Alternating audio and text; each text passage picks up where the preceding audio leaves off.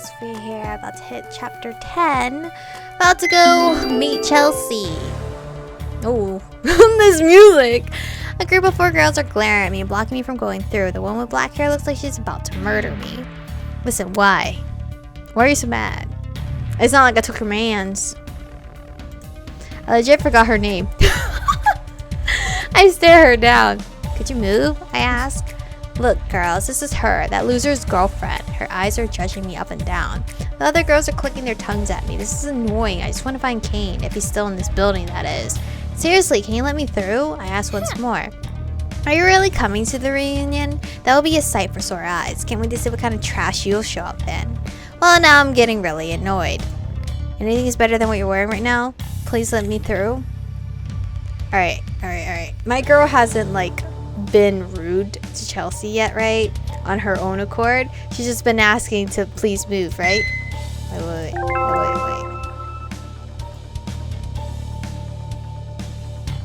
Yeah, I've been kind. Let's continue being kind until she pisses me off too much. Please let me through, I repeat. I'm not going to give in to her childish insults. Not giving in to her, but I surely gave in to Thomas. Really? No response. Figures. Just like that twerp, you can't say anything. Both of you are losers. I close my eyes, taking in a deep breath. I'm getting sick of hearing that. Loser. Caine isn't a loser, I say in a low voice. The black-haired girl just laughs out loud. Sure he is. Do you even know what he did? She looks eager to tell me something. I don't want to hear it from you, I say, standing my ground. Just let me through already. Come on, Chelsea, let's go back to singing already, says one of the other girls. Fine, whatever. See you at the reunion. Ta-ta, she waves at me. The group shuffles out of the hallway, which is when Caine finally decides to show his face. He shuffles out of the men's bathroom.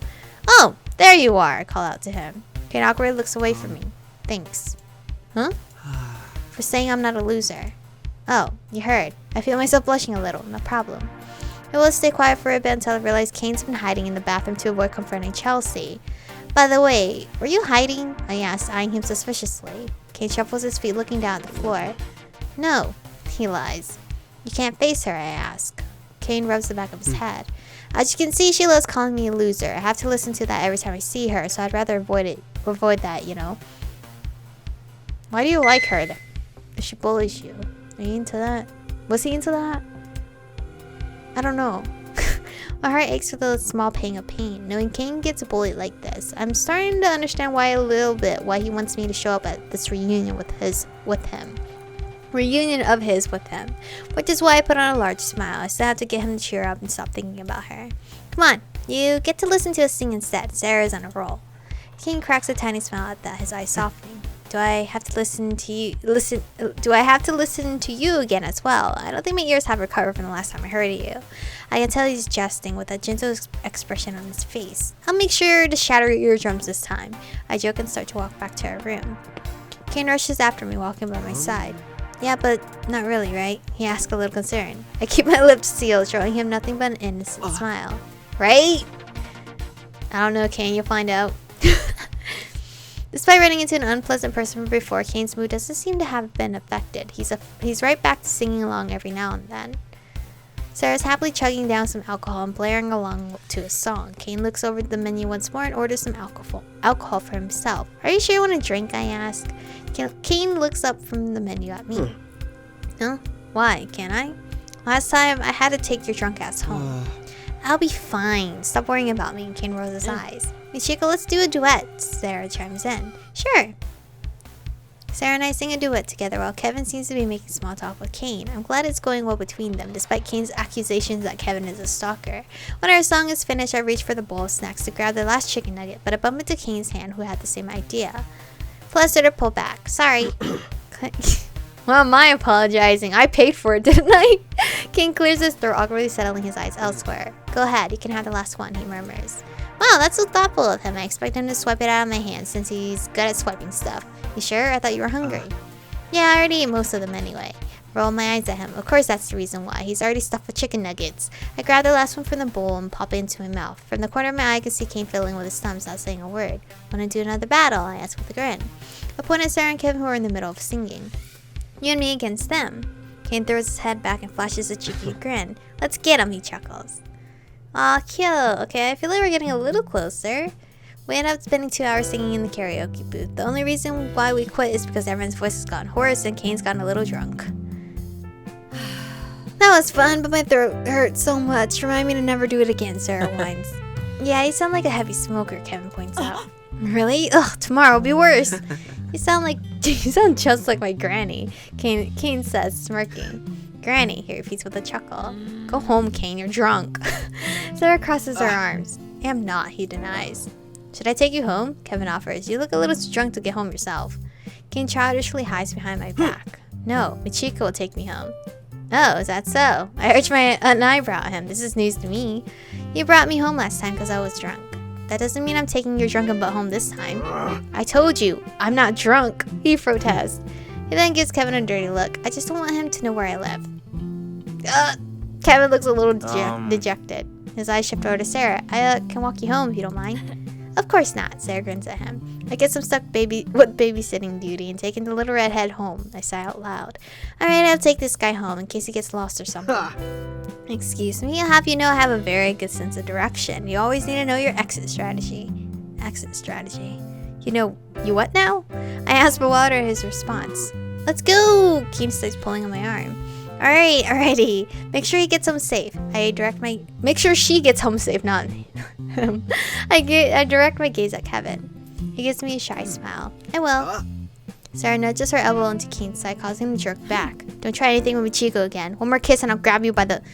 Okay, we don't need you to finish that sentence, I say quietly. Wait, kiss? Kevin looks confused. Caine sticks out his tongue at Sarah. I'll do whatever I want, he retorts immaturely. Ah, so it's like that between you. Kevin sagely nods his head. Wait, no, don't misunderstand. Then I won't get in your way. Come on, Sarah. Wait. Kevin, I don't know who you're liking. Who do you like? Sarah gleefully walks after him, both approaching the door. Good night, everyone. Sarah bids her goodbyes. Well, time to leave and get this drunk baby home. It's already nighttime outside when we exit the building. Sarah has left with Kevin. Seems like they were definitely getting along alright. Tell me you live nearby. I turn to Caine next to me.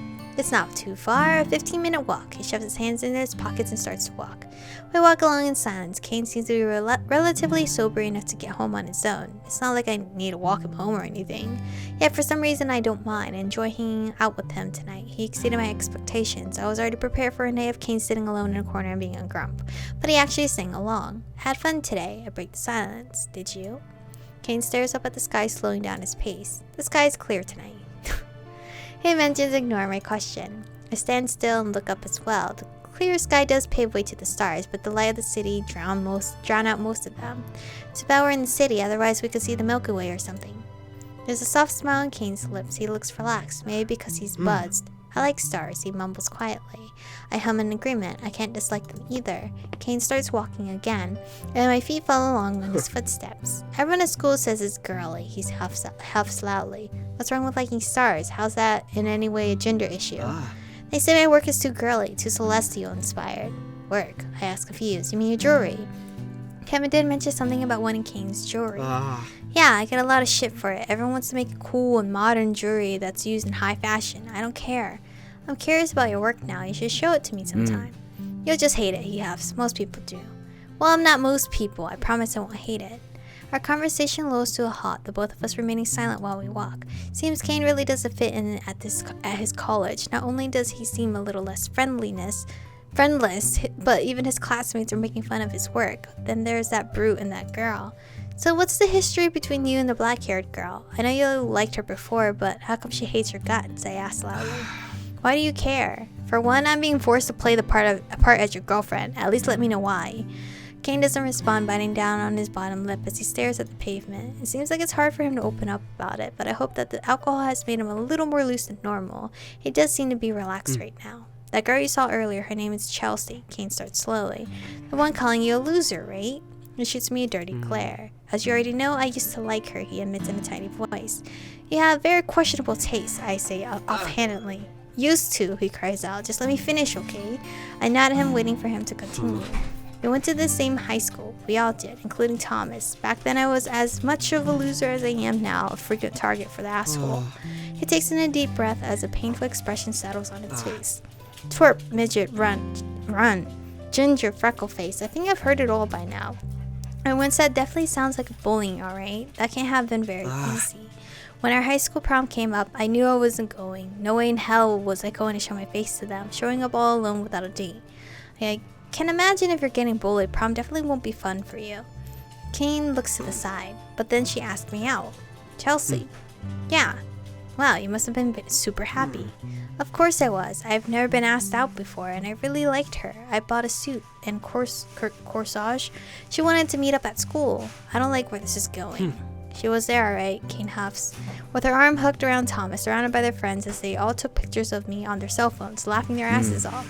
It was all over social media within minutes. Everyone there knew what happened. It was just an elaborate plan to humiliate me into thinking someone wanted to go to prom with me. Oh wow. I don't know what to say. That's a really shitty thing to do to someone. I should have known. Who wants to take a loser to prom anyway? Caine kicks the ground with his foot. Ruffle his hair to cheer him up. You're not a loser, Caine? Let's ruffle his hair. Not being able to stand this atmosphere, I simply place my hand on top of his head and ruffle his red hair. Caine bows away from me, throwing his hands up defensively. Hey, what was that for? Caine, you're not that bad, you know? I admit. Oh, gee, thanks.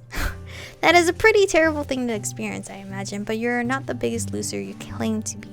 What you just told me says more about them as human beings than it says anything about you. And to put a cherry on top, I mess his hair up one more time. And if you stop stealing, then you might be a decent person after all. Come on, leave my hair alone. Sorry, it's just begging to be touched. I keep smiling at Caine, a little happy he chose to share that with me. It explains why he doesn't get along with that group and why they bully him. Is that why you're so desperate to get me to pretend to be your girlfriend? And yeah, so you can show them you're not a loser after all. He rubs his nose and shifts his eyes away. Yeah, maybe, what of it? I stopped walking, causing Caine to halt and look back at me. I've changed my mind. The only reason why I was going along with the stupid plan was because I wanted Sarah and Kevin to hook up, and because I did feel a tiny bit sorry for Caine. But now I feel vindicted. I wanted to show these people that Caine isn't some loser that they can bully without consequences. What they did to him was despicable. I hate people like that. Don't worry, Caine. I'll be sure to make them all jealous of you when they see you at the reunion. Caine quirks an eyebrow at me. Why so suddenly? Because both of them have been nothing but rude to me as well. One asked for a booty call, and the other called me a bitch. I like to see their faces pale. I rub my hands together. And to start, I had to make sure you look like a star, so I'll be making you a suit or a really nice vest.